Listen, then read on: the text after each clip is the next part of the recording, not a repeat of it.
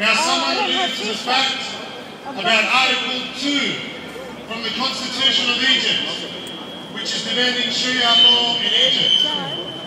What we want to do is remove Article 2. Remove Article 2. Remove Article 2. Remove Article 2. Remove Article 2. Remove Article 2. Remove Article 2. Remove Article 2. Remove Article 2. Remove Article 2. Remove Article 2. No Sharia law. No Sharia law.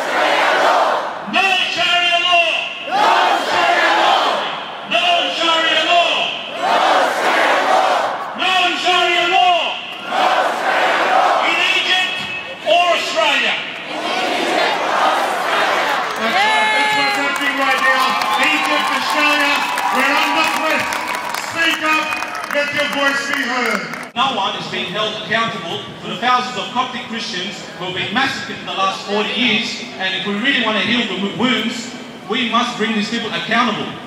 Yes! Yes! In 1997, and by the way, these are just some examples, okay? There are too many to this. I'm just going to focus on a few. In 1997, in the village of Abu Qurqas, 13 Coptic Christians were gunned down during Bible study. Was anyone convicted? No. In El Kosh in 1998, 1,200 Christians were rounded up by Egyptian police and tortured. There is evidence, it's available, they were tortured. The Western world, who was supporting the Mubarak regime, did nothing about it. Shame on Western world leaders.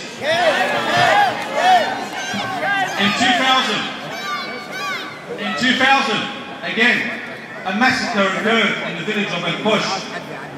There were 7,000 security forces in the area.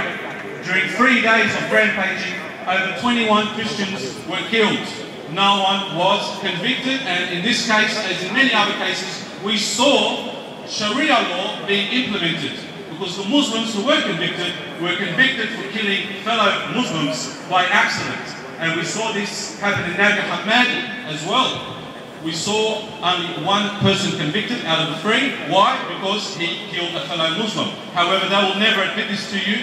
Sharia law is being implemented in Egypt, and this is why we reject Article 2 of the Constitution and call for its removal.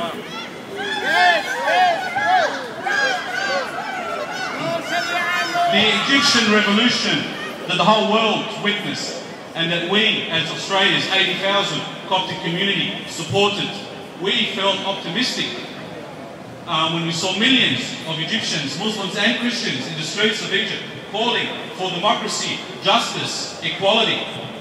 We did not ask for Sharia law, we did not ask for Muslim Brotherhood, and we definitely did not ask for these Salafis, evil extremists, who are controlling Egypt with the assistance of the army. And yes, the army is in control. Because if they wanted these people, if they wanted to stop these terrorists, they would have stopped them, but they choose to allow them to kill our people. Look at all these women. Hold up your posters, please. Where are all these women, General Tantawi? Where are they all? According to the Egyptian...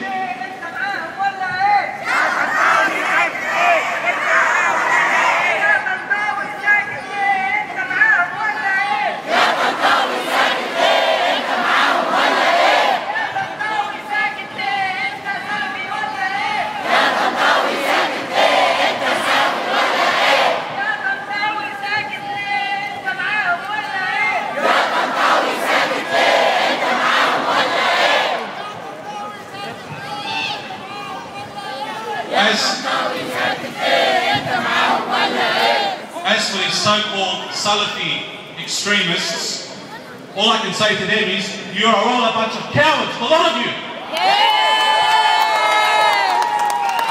In the name of Islam, you go into our churches, attack unarmed civilians. Why? Is this Islam? Is this the true face of Islam? Is this the religion of peace that we keep being told about every day? We reject this totally, and we will not be silent, and we will expose these atrocities, and we'll be monitoring the foreign aid that goes to Egypt, because basically if the Western governments continue to support these atrocities, then that they approve it. They approve it by giving foreign aid. We want action, President Obama. It's not good enough that you mentioned the Copts in your recent speech, a one-liner, Coptic Christians must be allowed to pray. That is nonsense, President Obama. There are people being killed, our women being kidnapped, and you remain silent and you continue to appease these extremists. We need action, we do need foreign intervention, and we will not be silent until we achieve it. We know that the Australian government has made a submission to the United Nations regarding a proposed law for the places of worship. The Australian community does appreciate this step by the Australian federal government. However, the situation has deteriorated significantly and further action is required in the form of foreign intervention, diplomatic pressure. The general consensus amongst Copts in the free world is that the situation is desperate. We do require foreign intervention before the situation spirals into a massive humanitarian disaster. It is important to note that Coptic Christians make up the largest Christian minority in all of North Africa and the Middle East. Events in Egypt are likely to have repercussions in nearby countries. It is in the world's best interest that the Egyptian revolution and the demands of those who sacrificed their lives during the revolution be met. There were approximately 800 martyrs from the Egyptian revolutions, Muslims and Christians. We have lost count of the amount of Coptic martyrs that have died since then. Furthermore, we appeal to the Australian government and all peace-loving nations in the world and the United Nations to ensure that Egypt's indigenous Coptic population is protected and that foreign aid to Egypt or concessions are subject to the respect of minority and indigenous rights. We also request a funding program to be directed to Egypt's Coptic population via the United Nations to ensure that all Coptic properties and villages that have been destroyed are rebuilt immediately, and that assistance is given to the several thousand Coptic refugees that have been forced to leave their villages in recent decades and settled in unacceptable conditions in garbage cities in the Muqattam Mountains and in Azbek. It is time for serious intervention before it is too late. Thank you all. Enough is enough! Enough is enough! Enough is enough! Enough is enough! Enough is enough! Enough is enough! Enough is enough!